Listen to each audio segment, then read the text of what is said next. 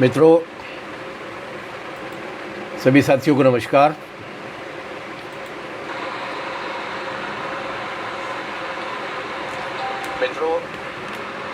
आज की चर्चा सभी साथियों को नमस्कार हम लोग शुरू कर रहे हैं। और जैसा कि हमारे साथियों ने बताया है कि आज हम अपने समाज की एक ऐसी महान शख्सियत के बारे में विचार करेंगे, उनके अलग अलग आयामों पर चर्चा करेंगे। जो आयाम जिस कालखंड में वो हुए थे, उस कालखंड में तो महत्वपूर्ण थे ही, लेकिन आज के कालखंड में भी, उस समय काल में भी जिसमें हम लोग रह रहे हैं, उस समय काल में भी उनका महत्व कम नहीं हो जाता। हमारे मित्र लोग जोड़ना शुरू कर रहे हैं। जब तक वो जोड़ते हैं तब तक हम लोग पृष्ठभूमि के रूप में और विषयों पर भी बातचीत कर सकते हैं जो इसी से संदर्भित विषय है। एक बात तो ये है कि कोई बना बनाया फ्रेम किन्हीं परिस्थितियों पर, किसी समय पर या किसी व्यक्तित्व पर नहीं लगाया जा सकता।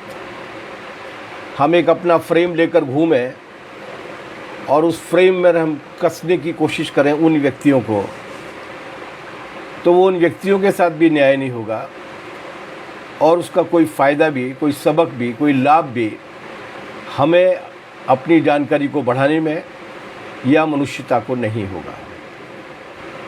जो भी व्यक्तित्व होते हैं, जो भी आंदोलन होते हैं, जो भी घटनाएं या परिस्थितियां होते हैं या जो भी मूल्यांकन होते हैं, उन्हें उनके विशेष कालखंड में ही देखा जाना चाहिए, जिसे हम कहते हैं देश काल में,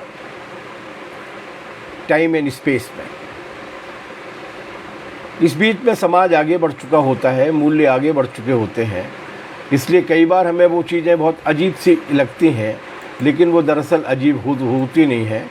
वो एक ख़ास तरीके की समग्रता में अगर हम उसको देखते हैं तो उस समग्रता में हम लोगों को उसका महत्व समझ में आता है। और ये एक ऐसी बड़ी बात है जिसे अगर हम मिस कर देते हैं तो हमें लगता है कि हम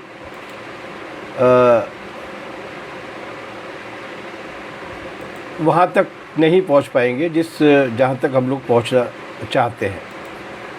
ये बात कहने के बाद मैं कुछ थोड़ी सी ये विसंगति को ठीक कर लूँ, फिर बताता हूँ आपको।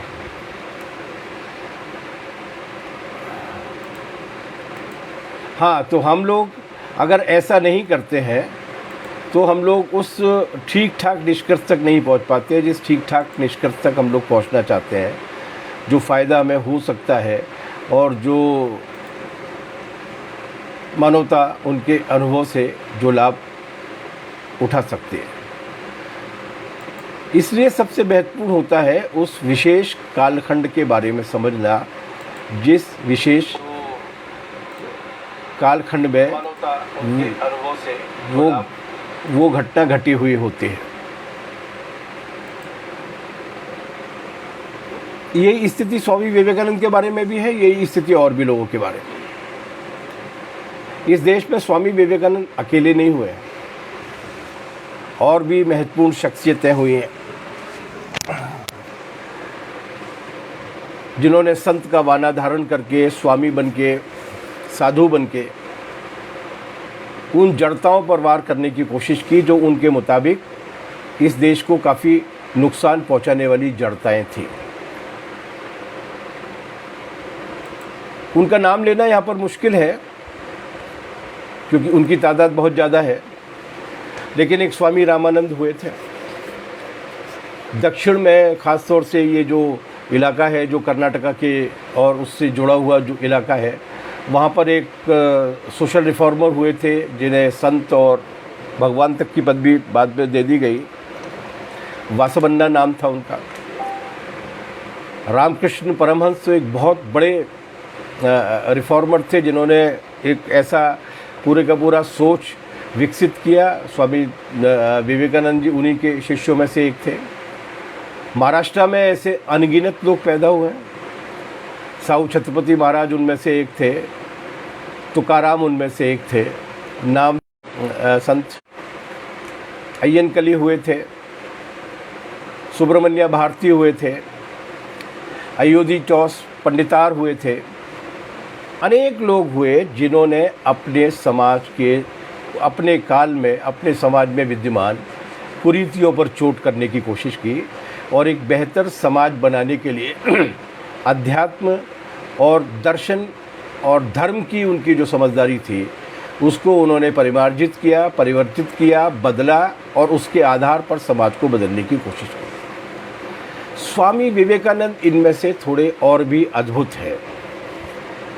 इसलिए पहली बात तो ये कि उनकी एक पान इंडियन छवि है। पूरे भारत में उनकी लोकप्रियता है, पूरे भारत में उनका की स्वीकार्यता है, उनकी पहचान है। हालांकि खेद की बात है, अफसोस की बात है कि वो पहचान केवल एक कैलेंडर पर छपी हुई एक सुंदर बलिष्ठ शरीर की पहचान भर रह गई है। उन्होंने जो करना चाहा था, उनका जो मिशन था, उनकी जो परिकल्पना थी, उनकी जो सोच और समझदारी थी, वो लोगों के बीच में नहीं ले जा पाई है। और ये अचानक नहीं हुआ है, ये जानबूझकर हुआ है।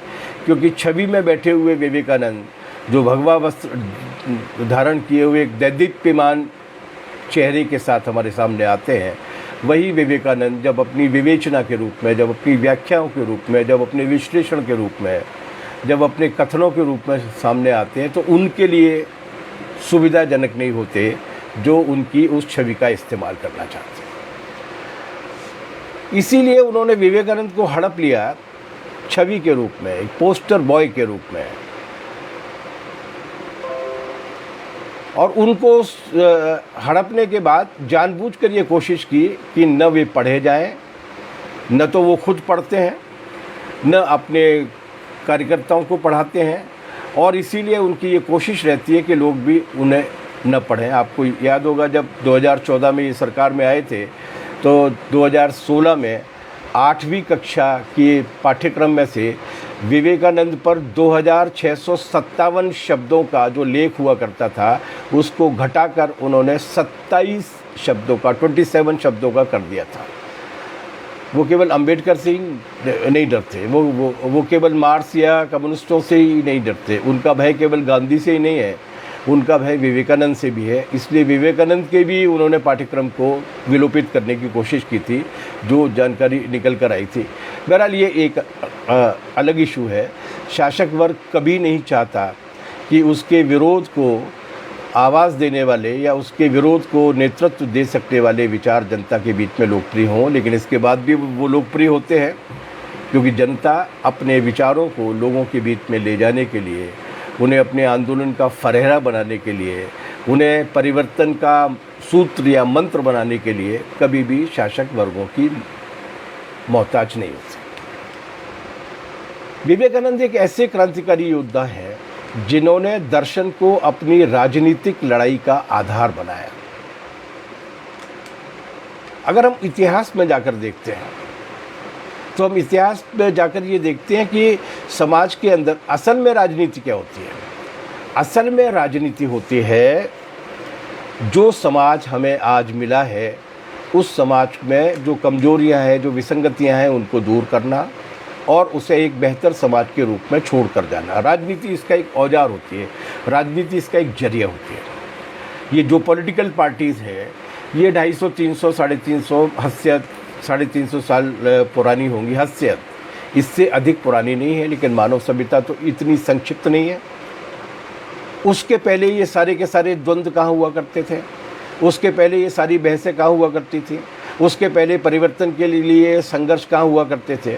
जिस तरीके से राजनीतिक पार्टियां आज की तारीख में जनता का पर राज करने और जनता का शोषण करने का औजार है, उसी तरीके से राजनीतिक पार्टियां उस शोषण के खिलाफ प्रतिरोध का भी एक जरिया और औजार है। इसी तरीके से जब ये राजनीतिक पार्टियां अस्तित्व में नहीं थीं, तब शोषण का जो औजार हुआ करता था वो दर्शन और धर्म हुआ करता था। और अगर वो सत्ता वर्गों के शोषण का दमन करने का, राज करने का औजार हुआ करता था, तो उसके खिलाफ प्रतिरोध का, आंदोलन का आधार भी दर्शन और धर्म ही हुआ करता था। तो जाहिर सी बात है कि दर्शन की भाषा में, धर्म की ये भाषा में भी वो राजनीतिक लड़ाई का आधार बनाया उन्होंने, और उस पर एक ऐसी मजबूत बुनियाद रखी थी विवेकानंद ने, स्वामी विवेकानंद जी ने, कि उस पर अगर हम ठीक तरीके से उसको पढ़ते और ठीक तरीके से उसके हिसाब से आचरण करने की कोशिश करते, तो एक सभ्य लोकतांत्रिक समाज की इमारत खड़ी की जा सकती थी, लेकिन नहीं की गई। वो एक अलग बात है। स्वामी विवेकानंद के अलग अलग पहलुओं पर आने के पहले मैं उनके जीवन से जुड़ी हुई दो कहानियाँ सुनाता हूँ। ये दोनों कहानियाँ और इसके अलावा भी अभी 45-50 मिनट की या 1 घंटे की लाइव के दौरान मैं जितने भी उद्धरण स्वामी विवेकानंद ने कह के देने वाला हूँ, उन सब के संदर्भ हैं। वो विवेकानंद जी की संकलित रचनाओं में छपे हैं, वो विवेकानंद जी की पत्रावली में छपे हैं, वो विवेकानंद जी पर लिखी गई रामकृष्ण आश्रम द्वारा प्रकाशित की गई किताबों में लिखे गए हैं, जो उनका सबसे प्रामाणिक संदर्भ है। बाकी के प्रकाशनों में उनकी बहुत तरीके से एडिटिंग और सेंसर उनको किया जा चुका है, लेकिन रामकृष्ण आश्रम ने कम से कम आज से 10 साल पहले तक की बात है, उस तक उन्होंने जितनी भी किताबें छापी थी, उनमें स्वामी विवेकानंद के बारे में वही बातें थी जो उन्होंने कही थी। बहरहाल मैं उनकी 2 कहानियों से शुरू करना चाहता हूँ। एक कहानी तो ये है कि जब वो कश्मीर की ओर यात्रा करने के लिए जा रहे थे, तो उस वक्त जब वो एक नदी के पास पहुँचे, तो वहाँ पर उनके वस्त्रों को देखकर, युवा तो थे, आकर्षक व्यक्तित्व तो था ही, वहाँ पर एक साधु महाराज का एक मठ बना हुआ था। उन्हें ये मालूम पड़ा कि विवेकानंद आए, तो उन्होंने विवेकानंद को बुलाया और अपने पास उन्होंने कहा कि देखो, मैं तुम्हें एक चमत्कार दिखाता हूँ। और वो सरपट से, वो जो साधु महाराज थे, वो सरपट से बहुत तेज़ी के साथ पैदल चलते हुए नदी को पार कर गए, और उसके बाद लौट कर आए और बड़ी शान के साथ उन्होंने कहा कि ये जो चमत्कार है, ये जो सिद्धि है, मैंने 50 साल की तपस्या के बाद हासिल की है।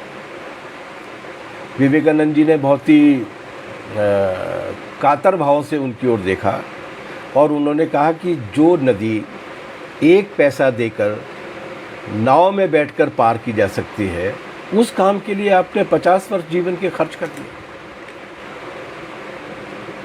इस तरीके का उनका सोच था कि जो सुविधाएं उपलब्ध है, जो टेक्नोलॉजी उपलब्ध है, उसको हासिल करने के लिए, ये तंत्र मंत्र को सिद्ध करने के लिए ये धर्म नहीं है, ये दर्शन नहीं है, जीवन इसके लिए नहीं होता। जीवन और भी ज़्यादा उपयोगी काम के लिए होता है। एक बार की और घटना है, बंगाल में अकाल पड़ा हुआ था, और बंगाल में अकाल पड़ा हुआ था और लोग भूखों मर रहे थे। उस वक्त ये कुछ लोग गौरक्षा मंडल के नाम से कुछ लोग स्वामी जी के पास गौरक्षा का चंदा मांगने के लिए आए। उन्होंने जितने भी लोग आए थे उन लोगों से ये पूछा कि आप लोग अकाल में भूखों मर रहे इंसानों के लिए भी कुछ कर रहे हैं क्या? तो गौरक्षकों ने ये कहा कि हम लोग ऐसे अकाल वकाल के काम में नहीं पड़ते, हमारा ये जो गौरक्षा मंडल है वो गौ माता का रक्षण करने के उद्देश्य से स्थापित हुआ है। और उसके बाद उन्होंने ये कहा कि ये जो अकाल में लोग मर रहे हैं, ये इनके पिछले जन्म के कर्म के फल हैं, उन्हें भुगतना पड़ेगा। हम क्या कर सकते हैं? हमारा काम तो गौ माता की रक्षा करना। इस पर विवेकानंद ने उनसे कहा कि आप मुझे कर्मवाद पढ़ाने की कोशिश कर रहे हैं, तो सुनिए, मरते हुए आदमी को मुट्ठी भर अनाज देने के बजाय पशु पक्षियों के प्राण बचाने के लिए कई बोरे अन्न बांटने के लिए जो आगे आते हैं, उनके प्रति मेरे मन में जरा भी सहानुभूति नहीं है। आदमी अपने कर्म से मरता है, ऐसा कहकर यदि हाथ खड़े कर दिए जाए तो दुनिया में प्रयत्न और कोशिश का कोई मतलब नहीं रहेगा। और फिर गायों को बचाने के लिए आपके इन प्रयासों का क्या मतलब है? अगर अकाल में मरने वाला मनुष्य अपने पूर्व जन्म के कुकर्मों के कारण मर रहा है तो अपने पूर्व जन्म के कुकर्मों के कारण ही इन्हें मनुष्य के बजाय गाय का जन्म प्राप्त हुआ है। अपने कर्मों के फल के कारण ही वे कसाईयों के हाथ में पड़ती हैं और काटी जाती हैं। उनके लिए मेहनत करने का क्या मतलब? और ऐसा कहकर उन्होंने हाथ जोड़कर उन गौरक्षा मंडल के लोगों को बता दिया। लेकिन एक सेंटेंस और अच्छा था, और बोले नहीं, गाय हमारी माता है। विवेकानंद ने मुस्कुराते हुए कहा कि वो तो आपके आचरण को देख के ही लग रहा है कि आप किसी मनुष्य की संतान नहीं है, गाय ही आपकी माता होगी।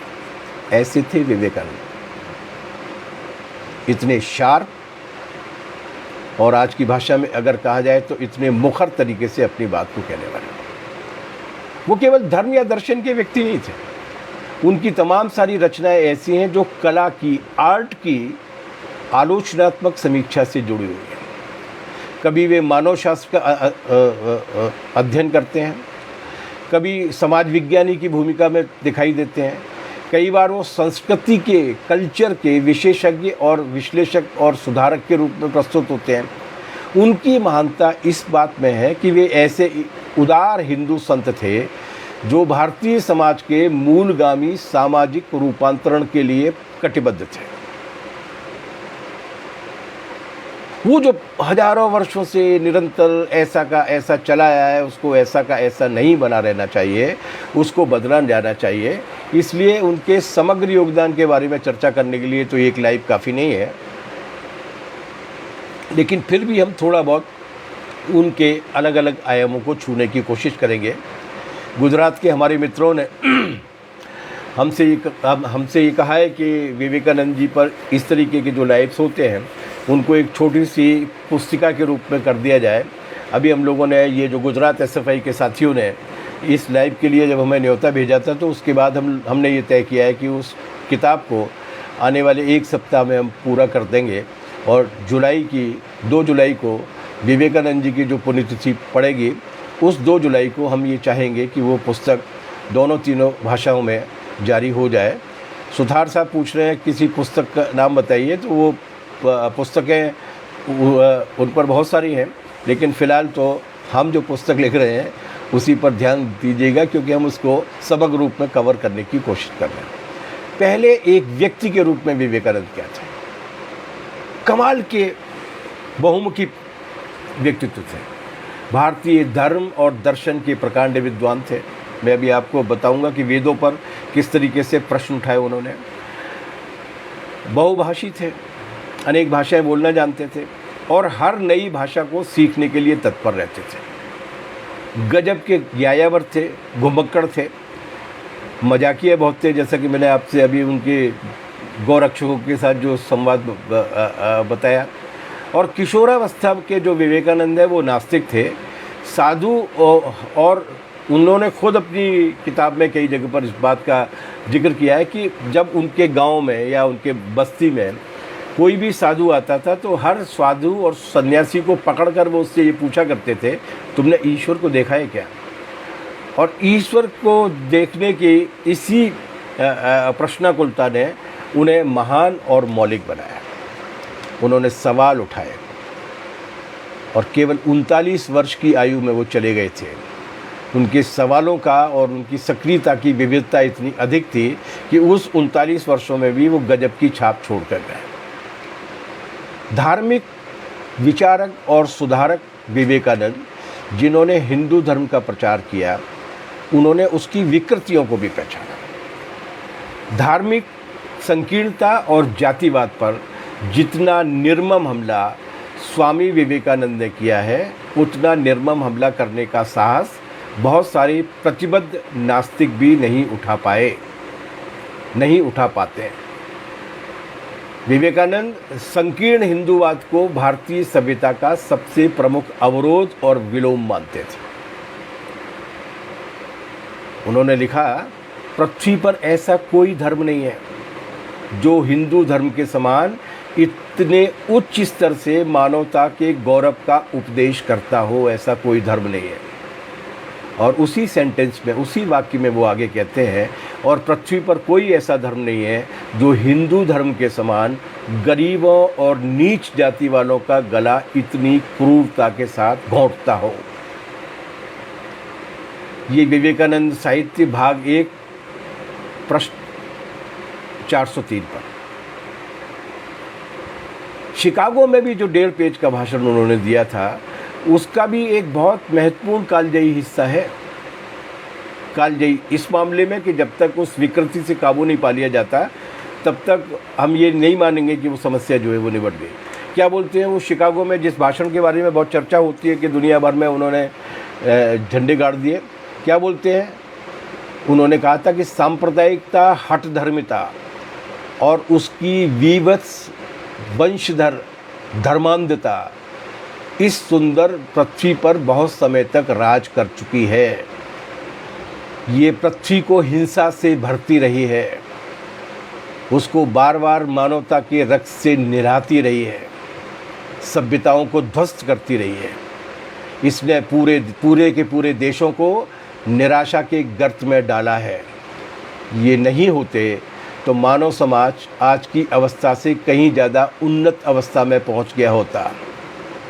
और उस वक्त उन्होंने ये कहा था कि आज सुबह इस सर्वधर्म सम्मेलन की शुरुआत करने के लिए इस सभा के सम्मान में जो घंटा बजाया गया है, वो हर तरीके की धर्मांधता को, तलवार या लेखनी के द्वारा होने वाले सभी उत्पीड़नों को, मानवों की पारस्परिक कटुताओं की मौत का घंटा साबित होना चाहिए। धर्मांधता के, कट्टरता के, सांप्रदायिकता के कठोर विरोधी थे, उनकी मौत की कामना करते थे। उस हिंदू धर्म को जिसके वेदांती अद्वैतवाद के वे पक्षधर थे, उसे लेकर भी उन्होंने बार बार सवाल उठाए। उसकी कुरीतियों और कमजोरियों पर भी बार बार धारदार और निर्भर हमला किया। विवेकानंद का महत्व उनके धर्म प्रचार में नहीं है, बल्कि विवेकानंद का महत्व इस बात में है कि वो भारत की राष्ट्रीय विरासत को समझाने, अपनाने में और समस्याओं के समाधान में हमारी मदद करते हैं। उन्होंने कहा था कि अंधविश्वास मनुष्यता का महान शत्रु है। आज की परिस्थितियों में वो कितने महत्वपूर्ण है।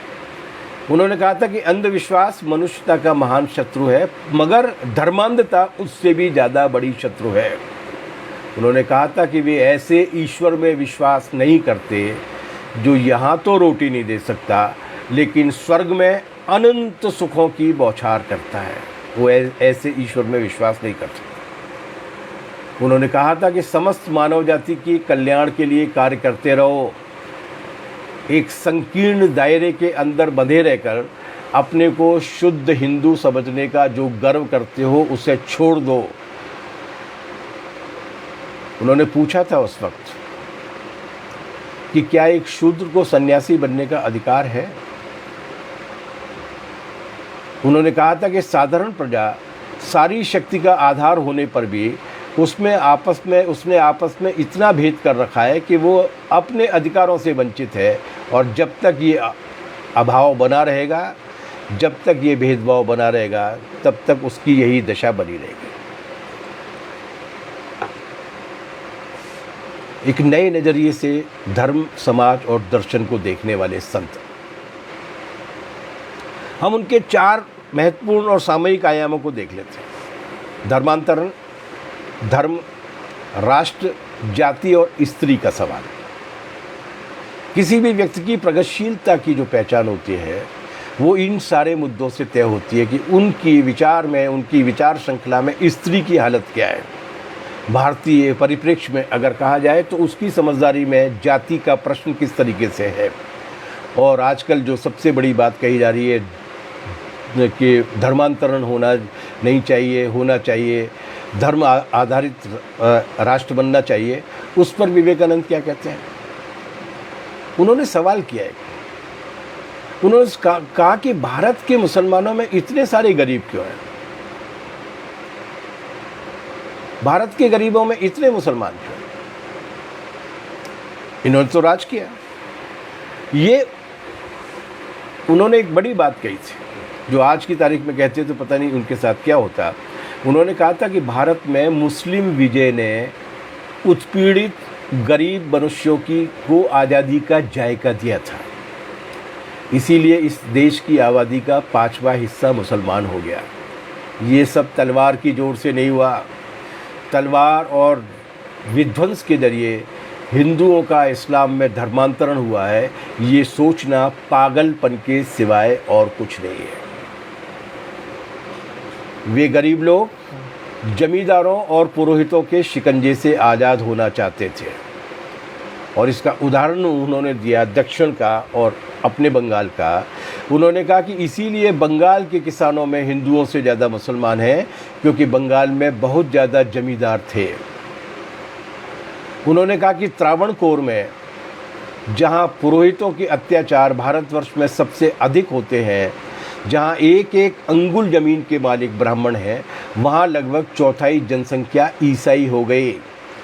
ये देखो ना, हिंदुओं की सहानुभूति न पाकर मद्रास प्रांत में हजारों पेरिया ईसाई बनते चले जा रहे हैं। ये समझना कि ये केवल पेट के लिए ईसाई बनते हैं, असल में वो हमारी सहानुभूति न पाने की वजह से ईसाई बनते हैं। और इसीलिए उन्होंने कहा, ये उनका आह्वान था, नया भारत गढ़ो। उसमें उन्होंने कहा कि पहले रोटी तब धर्म चाहिए।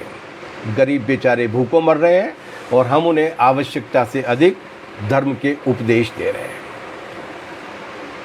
धर्म और राष्ट्र के सवाल पर भी उनका दिलचस्प कथन था। वो ये कहते हैं कि धर्म बदल लेने से राष्ट्र नहीं बदल जाता, न संस्कृति बदल जाती है।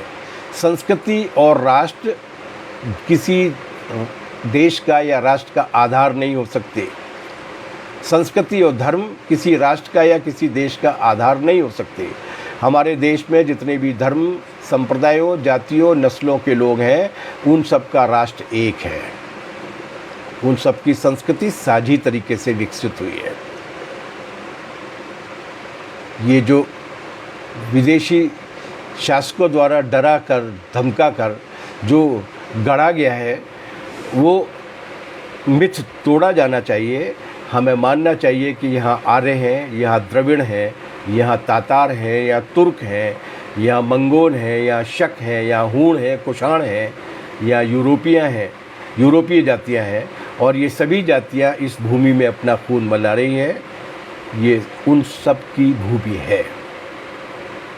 ये विवेकानंद कहते हैं। 1902 में चले गए थे विवेकानंद। ये विवेकानंद कहते हैं। ये विवेकानंद कहते हैं कि भाषा का यहाँ विचित्र ढंग का जमावड़ा है।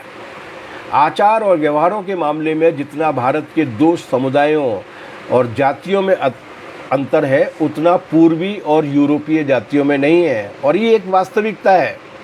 इस वास्तविकता को स्वीकारना चाहिए। उन्होंने कहा कि और इसीलिए उनका ये कहना था कि हमें कभी भी अपनी बात, कभी भी अपनी परंपरा, रीति रिवाज किसी दूसरे पर नहीं थोपना चाहिए। और इसके लिए वो एक उदाहरण देते हैं। वो बोलते हैं कि हो सकता है एक पैर पर खड़ा होना मेरे लिए फ़ायदेमंद हो, मुझे सूट करता हो, लेकिन अगर मैं कहूँ कि सभी को एक पैर पर खड़ा होना चाहिए तो ये कितना सही होगा। वो एक अंग्रेज विचारक से बातचीत करते हुए ये कहते हैं, जब वो उनसे पूछता है कि धर्म के बारे में आपकी मान्यता क्या है, तो वो ये कहते हैं ये बिल्कुल संभव हो सकता है कि मैं द्वैतवादी रहूं, मेरी पत्नी अद्वैतवादी हो और मेरी संतान ईसा, बुद्ध या मोहम्मद की अनुयायी हो। ये बिल्कुल संभव है। धर्म में इसी तरीके की लोकतांत्रिकता होनी चाहिए। ये है धर्म के चुने जाने के बारे में स्वामी विवेकानंद के विचार। और इसी क्रम में ये हार्वर्ड यूनिवर्सिटी में वहाँ के इंटेलेक्चुअल्स के साथ बातचीत पे कहा था, और ये स्वामी विवेकानंद जी की संकलित रचनाओं में संकलित है। और इसी के साथ उन्होंने कहा था कि हिंदू धर्म को या किसी भी धर्म को किसी भी दूसरे धर्म से खतरा नहीं है। उन्होंने कहा हिंदू धर्म को और किसी भी धर्म को किसी दूसरे धर्म से नहीं, असली खतरा उसके अपने एजेंटों से है। जो उसके धर्म के नाम पर एजेंट बन के आ जाते हैं। और ये विवेकानंद थे जिन्होंने कहा था कि उनका आदर्श इस्लामी देह में वेदांती मन है। पाखंड के खिलाफ थे वो, और बहुत निर्मम तरीके से लिखा करते थे। उस पाखंड के बारे में चर्चा करते हुए ये कहते हैं कि वो देश, मैं उनका कोटेशन आपके बीच में बोल देता हूँ, वो देश जहाँ करोड़ों व्यक्ति महुआ के पौधे के फूल पर जीवित है, और जहाँ 10 लाख से ज़्यादा साधु और कोई 10 करोड़ ब्राह्मण हैं जो गरीबों का खून चूसते हैं, ये देश है या नर्क है? ये धर्म है या ये शैतान का नृत्य है? विवेकानंद कह रहे हैं। और इसीलिए वो गौरक्षकों के साथ जो उनका संवाद हुआ था वो मैंने आपके बीच में रखा। उन्होंने कहा था कि ये पुरोहित प्रपंच की बुराइयों का निराकरण करना होगा। आगे आओ, इंसान बनो। युवाओं के नाम लिखी हुई चिट्ठी में उन्होंने किस शब्दावली का इस्तेमाल किया है उस पर गौर फरमाइए। पुरोहित प्रपंच की बुराइयों का निराकरण करना होगा, आगे आओ, इंसान बनो। लात मारो इन पुरोहितों को, ये हमेशा प्रगति के खिलाफ रहे हैं, ये कभी नहीं सुधरने वाले, इनके दिल कभी बड़े नहीं होने वाले। ये सदियों के अंधविश्वास और निरंकुश निर्दयता की औलादें हैं। सबसे पहले इस पुरोहिताई को जड़ से मिटाओ। सारे पंडों, और आज की संदर्भ में थोड़ा सा अगर हम सेक्युलर हो जाएं तो सारे वसूली भाई पादरी और कटबुल्लों को भी जोड़ लें। विवेकानंद कहते हैं इन सारे पंडों को, इन सारे धर्म के ठेकेदारों को 1 साल के लिए बैल की जगह हल में जोत देने से मानवता का अधिक कल्याण होगा।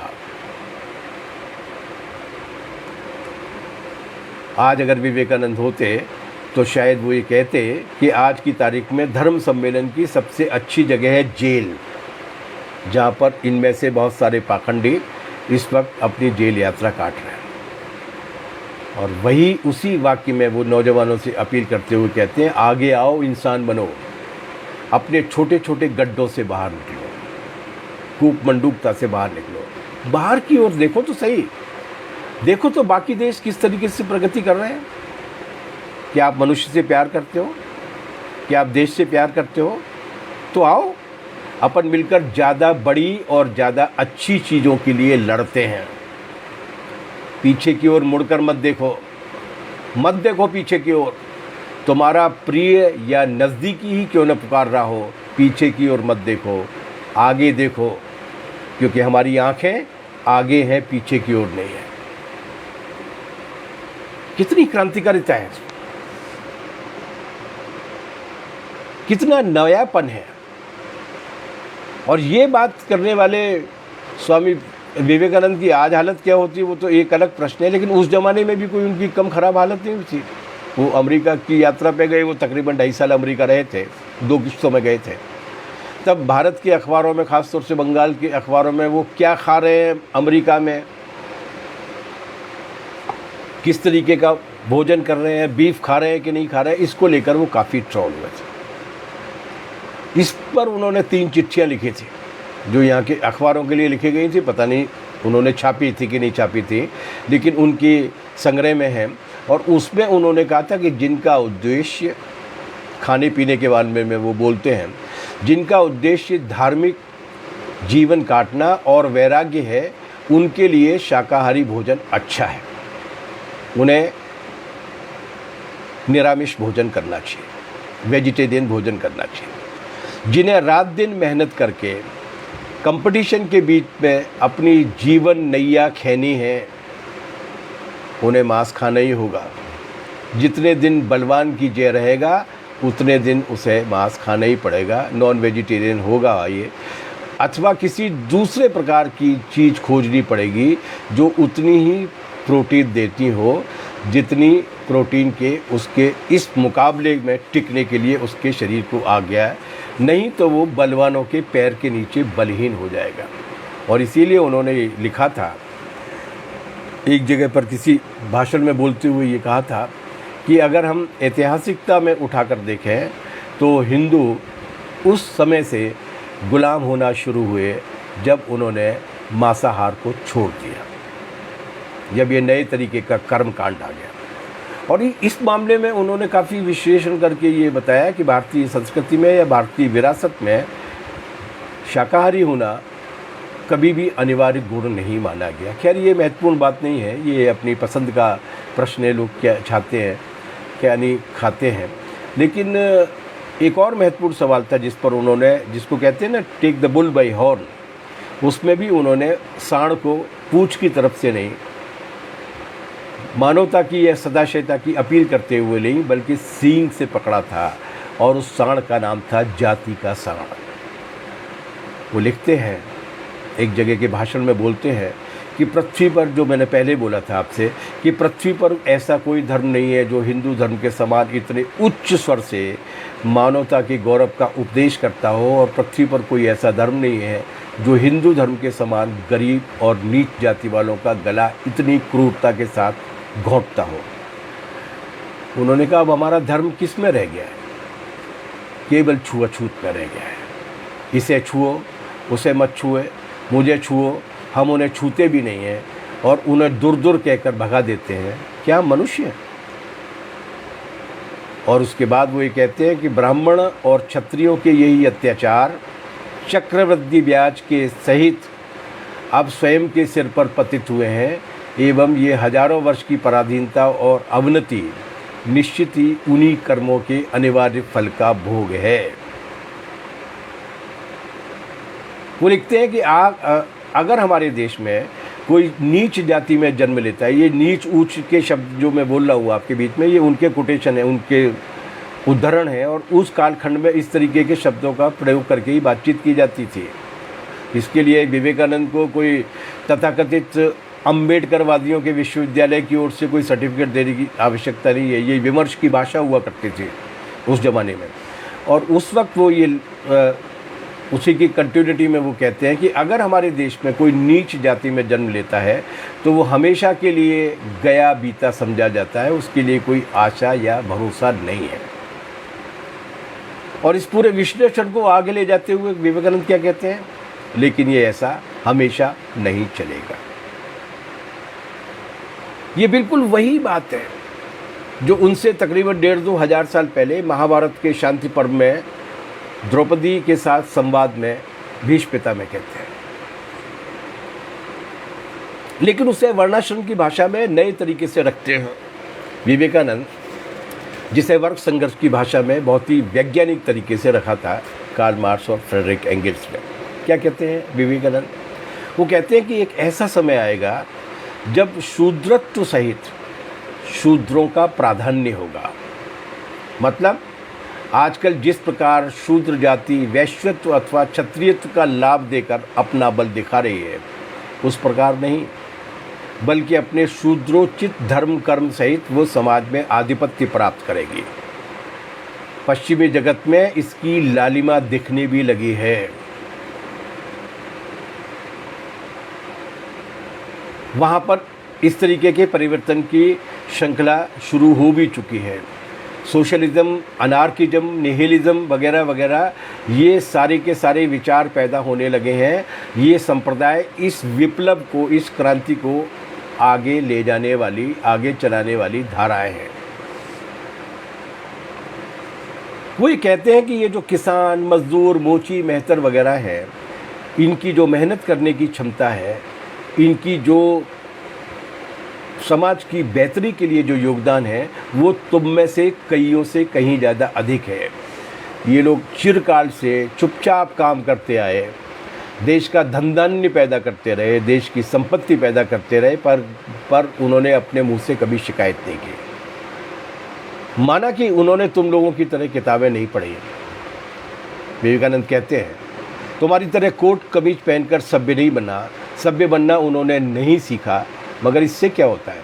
वास्तव में यही राष्ट्र है, यही राष्ट्र की रीढ़ है। यदि ये निम्न श्रेणियों के लोग अपना काम करना बंद कर देंगे तो तुम लोगों को अन्न और वस्त्र मिलना कठिन हो जाएगा। कलकत्ते में यदि मेहतर लोग एक दिन के लिए काम बंद कर देते हैं तो हाय तौबा मच जाती है। यदि 3 दिन के लिए वो काम बंद कर देंगे तो शहर में संक्रामक रोग से शहर बर्बाद होता है। मजदूरों के काम बंद करने पर तुम्हें अन्न वस्त्र नहीं मिल सकता। इन्हें ही तुम लोग नीच समझ रहे हो और अपने को शिक्षित मानकर अभिमान कर रहे हो। इससे ज़्यादा निर्मम बर्बर सोच और कोई नहीं हो सकता। जाति के अपने विश्लेषण को वर्णाश्रम की उसी धारणा के अंदर मैंने आपसे पहले कहा कि किसी भी व्यक्तित्व या कि उसके योगदान का जो मूल्यांकन है वो उसके उस कालखंड में उसके अपने योगदान के आधार पर किया जाना चाहिए। हमारा फ्रेम लेकर उसकी शक्ल पर वो चौखटा फिट करने की कोशिश नहीं करनी चाहिए।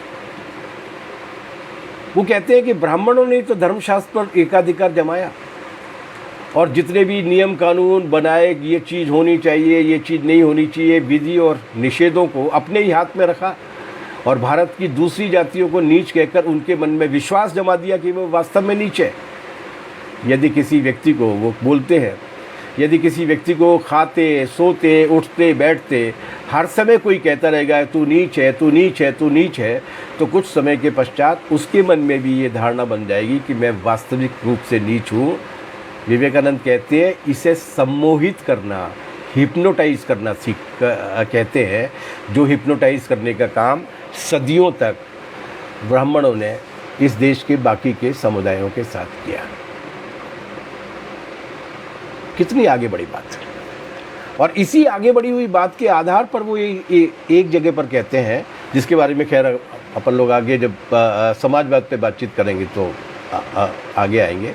उसके बाद एक और महत्वपूर्ण सवाल है, किसी भी समाज की प्रगति का पैमाना ये है कि उस समाज में स्त्री की हैसियत क्या है। क्या बोलते हैं वो ये बोलते हैं कि भारत के सत्यानाश का मुख्य कारण ये है कि देश की संपूर्ण विद्या बुद्धि, राज शासन और दम्भ के बल पर मुट्ठी भर लोगों के एकाधिकार में रखी गई। स्मृति संहिताएं आदि लिखकर उनमें नियम और नीति बनाकर जड़ता के साथ इस देश में पुरुषों ने स्त्रियों को एकदम बच्चा पैदा करने की मशीन में बदल कर रख दिया है। अपने देश की 10 वर्ष की उम्र में भी बच्चों को जन्म देने वाली बालिकाएं हैं। हे प्रभु, मैं अब समझ रहा हूँ कि हे भाई, यत्र नार्यस्त पूज्यन्ते तत्र रमते देवता, ये वृद्ध मनु ने जो कहा है, दरअसल हम पापी हैं।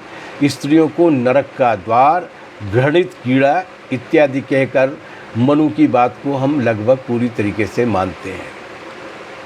हम अधःपतित लोग हैं। और उस वक्त भावुक होकर वो ये कहते हैं, बाप रे बाप, कैसा आकाश पाताल का अंतर है। जहाँ जैसा उचित हो ईश्वर वहाँ वैसा कर्म फल का प्रावधान करते हैं, ईशोपनिषद में कहा गया। लेकिन क्या प्रभु झूठी गप से भूल जाते हैं? प्रभु ने कहा है कि त्वम स्त्री त्वम पुमानसी त्वम कुमारा उतवा कुमारी, तुम्हारी स्त्री हो और तुम ही पुरुष, तुम ही कुंवारे हो और तुम ही कुंवारी। ये श्वेताश्वतर उपनिषद में कहा गया। उसी में कहा गया कि दून परसर चंडाल केनेशा निर्मिता नारी मोहिनी। किसने इस मोहिनी नारी को बनाया जो हमारे जीवन को ठगने की कोशिश करती है?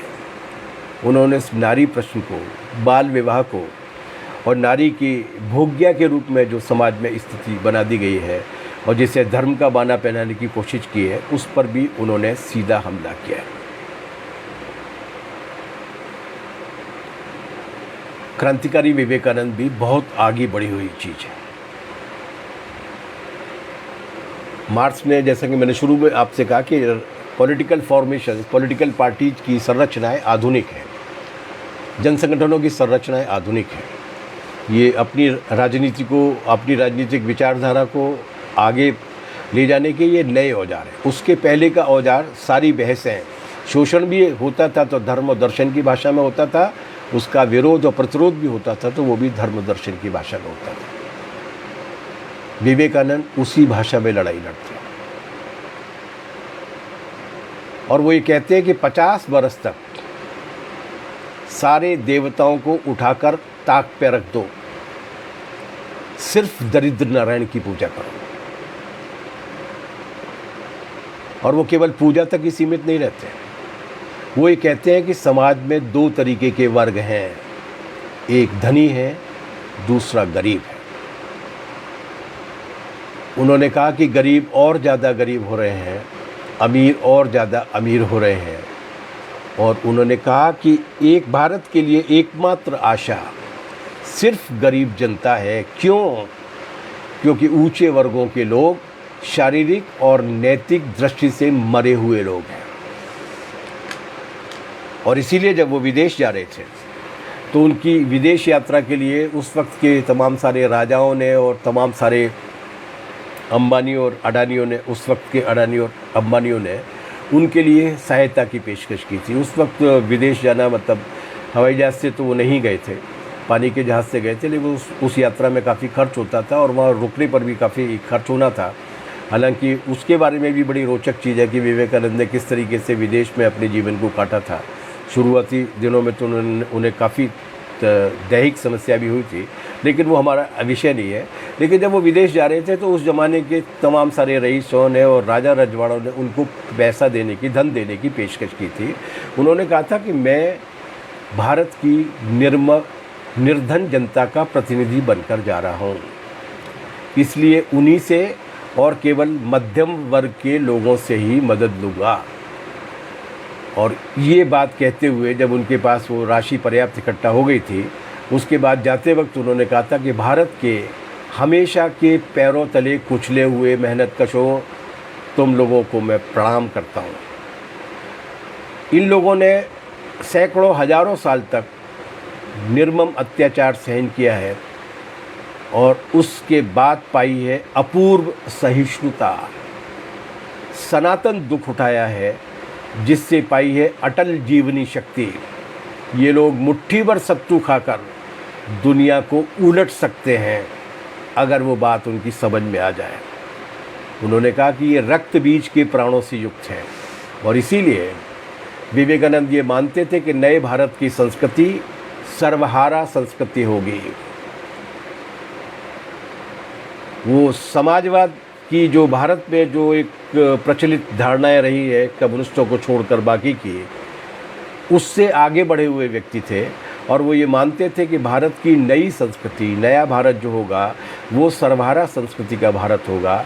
और इसे वर्णाश्रम के मुहावरे में रखते हुए उन्होंने कहा कि पहले ब्राह्मणों का राज आया, उसके बाद क्षत्रियों का राज आया, आजकल दुनिया में पूंजीवाद चल रहा है, वैश्यों का राज चल रहा है। वो दिन दूर नहीं है जब शूद्रों का, मेहनत करने वालों का राज आएगा। और ये केवल भारत में नहीं होगा, ये हर एक देश में होगा जहाँ वे लोग जो सदियों से उत्पीड़ित किए गए हैं, वो मेहनत करने वाले लोग जो भारतीय समाज में शूद्र कहे गए हैं, वो समाज में, हर समाज में अपनी पूरी श्रेष्ठता को हासिल करेंगे। ये कम्युनिस्ट घोषणा पत्र नहीं है, ये स्वामी विवेकानंद का भाषण है। और इसी बात को आगे बढ़ाते हुए ये कहते हैं कि मैं हैरत में हूँ। आप देखिए 1902 में वो चले गए और जो मैं बोलने वाला हूँ वो इस तरीके, वो उस जो मैं बोलने वाला हूँ वो उसमें किस तरीके की भविष्यवाणी कर रहे हैं। और वो ये कहते हैं कि मैं हैरत में हूँ कि ये मेहनत कशों का पहला राज्य, जिसे उन्होंने शूद्र राज्य कहा, कहाँ पर स्थापित होगा। और उसके बाद वो ये कहते हैं कि मेरा पक्का विश्वास है कि ये रूस या चीन में होगा। इन दोनों देशों में बड़ी संख्या में पीड़ित और दलित और दमित लोग हैं, इन दोनों ही देशों में। और क्या संयोग की बात है कि विवेकानंद 1902 में गए और 1917 में सोवियत संघ में मजदूर वर्ग ने क्रांति करके अपना राज स्थापित कर लिया। विवेकानंद 1902 में जाने के 4-5 साल पहले इस बात को कह रहे थे कि ये मेहनत कशों का राज या तो रूस में पहले आएगा या चीन में पहले आएगा। क्रांति हुई और पहली बार मजदूर का राज है, उसके बाद चीन में भी क्रांति हुई। वो केवल भावनात्मक तरीके से नहीं सोचते थे, समाजवाद के प्रति उनकी आस्था अगाध थी। वो जो स्टेटस को है, यथा स्थितिवाद है कि जो जैसा है वैसा ही चलेगा, चलता आया है वर्षों से, हजारों वर्षों से चलता आया है, हम नहीं बदले, हम नहीं सुधरेंगे। वो उसके खिलाफ थे और उस यथास्थितिवाद के वो गहरे शत्रु थे। और वो आज़ादी, हर तरीके की आज़ादी के पक्के समर्थक थे। खान पान की आज़ादी, रहने सहने की आज़ादी, पहनने की आज़ादी, जीवन शैली की आज़ादी, सभी आयामों में उनका जो दृष्टिकोण था, हर डायमेंशन में वो प्रोग्रेसिव था। निजी जीवन में भी उन्होंने इसी प्रगतिकामिता को, इसी प्रोग्रेसिविटी को अपने जीवन में अमल में लाया। उनका मानना था कि सामाजिक अत्याचार और पुरोहितवाद का खात्मा होना चाहिए। जब तक पुरोहितवाद रहेगा तब तक सामाजिक अत्याचार रहेगा। उनका मानना था कि सभी के लिए समान अवसरों की स्वतंत्रता होनी चाहिए और इसके लिए वो सामाजिक ढांचे में बुनियादी तब्दीली के, आमूलचूल बदलाव के पक्षधर थे। किस तरीके का पक्षधर? जब वो अमेरिका की दूसरी यात्रा से लौट के आए तो अमेरिका की उस दूसरी यात्रा में उन्होंने अमेरिकी समाज की भयानक असमानता को देखा। वहाँ का अनुभव हो सकता है कि उनको बहुत ज़्यादा दर्दनाक रहा होगा और उसी के आधार पर वो समाजवाद के मुख्य हामी बने होंगे और इसीलिए उन्होंने अनेक बार, कई बार समाजवाद कायम करने की पैरवी की। वे इकलौते ऐसे लोकप्रिय हिंदू संत हैं जिन्होंने समाजवाद की बात ही नहीं की, बल्कि समाजवाद क्यों ज़रूरी है, इस देश की संस्कृति, इस देश की विरासत और मनुष्यता को बेहतर तरीके से आगे बढ़ाने के लिए उसके संबंध में उन्होंने तर्क भी दिए। उन्होंने कहा कि समाज में दो ही वर्ग हैं, गरीब और अमीर। गरीब और गरीब हो रहे हैं, अमीर और अमीर हो रहे हैं। इसलिए इसका मतलब ये है कि आने वाले दिनों में इस जड़ता को अगर तोड़ना है तो ये जो ऊंचे वर्गों के लोग हैं, जो शारीरिक और नैतिक दृष्टि से पूरी तरीके से मृत हो चुके हैं, मर चुके हैं, पतित हो चुके हैं, उनकी जगह पर हमें एक उन मेहनत कशों को योगदान देना होगा जिनकी मेहनत से अन्न पैदा होता है, जिनकी मेहनत से निर्माण होता है, जिनकी मेहनत से कपड़े पैदा होते हैं, जिनकी मेहनत से सभ्यता आगे बढ़ती है। और इसीलिए ये बात उन्होंने कही थी कि हमें आने वाले दिनों में मेहनत कशों के, शूद्रों के राज को लाना चाहिए। मैं ये तीसरी बार कह रहा हूँ इस बात को, लेकिन इस बात को दोहराने की बहुत आवश्यकता है कि चीज़ों को यांत्रिक तरीके से नहीं देखना चाहिए। इतिहास और ऐतिहासिक व्यक्तित्व को किसी खांचे में बांध कर देखना अनहिस्टोरिकल है, अनैतिहासिक है। व्यक्तियों और उनके योगदान को उनके समय काल की संलग्नता के साथ ही देखा जा सकता है। विवेकानंद मार्क्सवादी नहीं है। समाजवाद की उनकी बात समय के उसी दायरे में रखकर समझी जानी चाहिए। शूद्रों के राज की उनकी अवधारणा को अगर हम भावुक होकर और कुछ ज़्यादा ही आतुर होकर या उत्सुक होकर अगर मार्क्स के द्वंद्वात्मक भौतिकवाद के साथ या सर्वहाराओं के राज की उनकी सवाल को अगर हम सर्वहारा क्रांति के साथ जोड़कर देखेंगे, गड़बड़ करेंगे तो वो ठीक नहीं होगा। लेकिन उनका जो समाज सुधार का जो क्रांतिकारी पहलू है, जो रेडिकल एस्पेक्ट है, उसमें अगर ज़रूरी सावधानी के साथ आधुनिक सामाजिक क्रांतिकारी परिप्रेक्ष्य में हम उसको जोड़कर समझें तो शूद्रों के जागरण और शूद्रत्व की वर्गीय भावना के उभार की उनकी बातें बहुत सामयिक हैं, बहुत महत्वपूर्ण हो जाती हैं। सांप्रदायिकता के राष्ट्रीय एकता विरोधी, मानवता विरोधी उफान में प्रतिकार का एक बड़ा आइकन है विवेकानंद। और उनको अगर हम एक सामाजिक कुरीति और जाति श्रेष्ठता और वर्णाश्रम के प्रति उनकी जो हिकारत थी और जिसे वो भारत की प्रगति के अवरुद्ध किए जाने का मुख्य कारण मानते थे, अगर उसके साथ भी हम जोड़ देते हैं तो एक रेवोल्यूशनरी मूवमेंट के एक बहुत बड़े आइकन के रूप में, बहुत बड़े प्रतीक के रूप में विवेकानंद आ सकते हैं। आप देखिए ना, उन्होंने वेदांत दर्शन में, वो अद्वैतवादी थे, लेकिन वेदांत दर्शन में उन्होंने क्रम विकास के सिद्धांत को जोड़कर इसे साम्राज्यवादियों और तथाकथित सुधारकों के विरुद्ध लड़ने का शास्त्र बनाया। उन्होंने दर्शन और धर्म के ज्ञान कांड को कर्म कांड से अलग किया।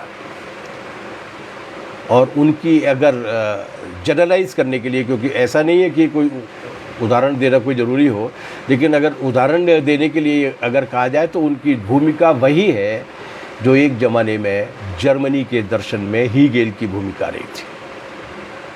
विवेकानंद कहते थे, जो मार्क्स ने भी कहा, छिलके के साथ गूदे को मत फेंको। इसीलिए उन्होंने धर्म के ज्ञान कांड को धर्म के कर्म कांड से अलग रखा और अद्वैत वेदांतवाद में भी, वेदांती अद्वैतवाद में भी उन्होंने उसको क्रमवाद के साथ जोड़ने की कोशिश की। उन्होंने क्या कहा? वो कहते हैं, वैसे वो अद्वैतवादी हैं, लेकिन वो ये कहते हैं कि मेरे हिसाब से बाहरी जगत की सत्ता हमारे मन के विचार के बाहर भी है, उसका एक अस्तित्व है। वो पहले व्यक्ति थे भारतीय दार्शनिक परंपरा में जिन्होंने क्रमिक विकास का सिद्धांत भारतीय दर्शन पर लागू किया, और ये उन्होंने तब किया जब उन्होंने अद्वैत को मानने के बाद किया। और उन्होंने कहा, एक तरीके से पदार्थ ही है, इसके सिवाय कुछ नहीं है, तक की बात कहने तक वो पहुंच गए थे। ये कपिल नाम के जो हमारे यहाँ के एक दार्शनिक हुए हैं जिन्होंने सांख्य दर्शन दिया था, उनके काफ़ी नज़दीक की बात है। ये एक ऐसी बात है जिसके भौतिक अद्वैतवाद बनने की बहुत गुंजाइश है, एक तरीके से जिसके द्वंद्वात्मक भौतिकवाद के नज़दीक तक पहुँचने की बहुत सारी बात है। उन्होंने लिखा कि कपिल का दर्शन, सांख्य दर्शन, विश्व का पहला ऐसा दर्शन है जिसने तर्क, युक्ति और पद्धति से जगत के संबंध में विचार किया, और इसीलिए उन्होंने वेदों और उपनिषदों के अध्येताओं से, ज्ञानियों से 12 सवाल उठाए थे। उन्होंने कहा था कि वेद अगर अमर है, सनातन है, नित्य है, तो इसकी कथाओं में कितना सच है। कि ये कहा जाता है कि धर्म की ये विधि द्वापर के लिए है और ये विधि कलयुग के लिए है। जिस परमात्मा ने वेदों का निर्माण किया, उसी ने बुद्धावतार लेकर उनका खंडन किया। बुद्ध ने वेदों का खंडन किया था। तो इन धर्मोपदेशों में से किसको माने कि एक विधि द्वापर के लिए, एक विधि कलयुग के लिए? एक तरफ आप कहते हैं कि वेद नित्य हैं, और दूसरी तरफ आप ही का, विष्णु का ही जो अवतार है बुद्ध, वो उन वेदों का खंडन करते हैं। तो किसकी माने? पहले वाली की माने या बाद वाले की माने? वो कहते हैं कि तंत्र कहते हैं, हमारे तंत्र शास्त्र में लिखा हुआ है कि कलयुग में वेद मंत्र का पाठ करना व्यर्थ है। अब भगवान शिव के किस आदेश का पालन किया जाए, ये तो बताओ। वो ये कहते हैं कि व्यास के वेदांत सूत्र में साफ साफ लिखा है कि वासुदेव, संकर्षादि चतुर्व्यूह उपासना ठीक नहीं है, और वही व्यास भागवत में उसी उपासना का गुणगान करते हैं। क्या व्यास पागल थे? विवेकानंद सवाल उठाते। उन्होंने कहा कि मनुष्य प्रकृति पर विजय प्राप्त करने के लिए उत्पन्न हुआ है, उसका दास बनने के लिए नहीं हुआ। हमारे साथी ने लिखा है कि कैमरे को सही कीजिए। अब पता नहीं, कैमरा वैमरा तो सही करना अपने को आता नहीं है, लेकिन जो है, तो कुल मिलाकर ये कि वो उस दार्शनिक धारा के बारे में भी प्रश्न उठा रहे हैं, जिस दार्शनिक धारा को लेकर उस ज़माने में वो खुद आगे बढ़ने की कोशिश करते थे। तो ये जो एक स्थिति है, उस स्थिति को समझने की आवश्यकता है, और उसी परिप्रेक्ष्य में विवेकानंद के, मैं ये तो नहीं कहूँगा कि पुनर्पाठ की आवश्यकता है, विवेकानंद के पाठ की आवश्यकता है, उनको पढ़े जाने की आवश्यकता है। विवेकानंद, अगर हम वर्गीय भाषा में कहें तो विवेकानंद उस वक्त के उभरते हुए बुर्जुआ वर्ग के सर्वश्रेष्ठ प्रवक्ता थे।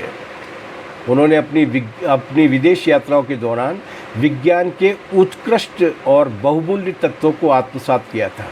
उन्हें साम्राज्यवाद से नफरत थी, घृणा थी, और देश की उत्पीड़ित और शोषित जनता को उठाना और जगाना चाहते थे वो।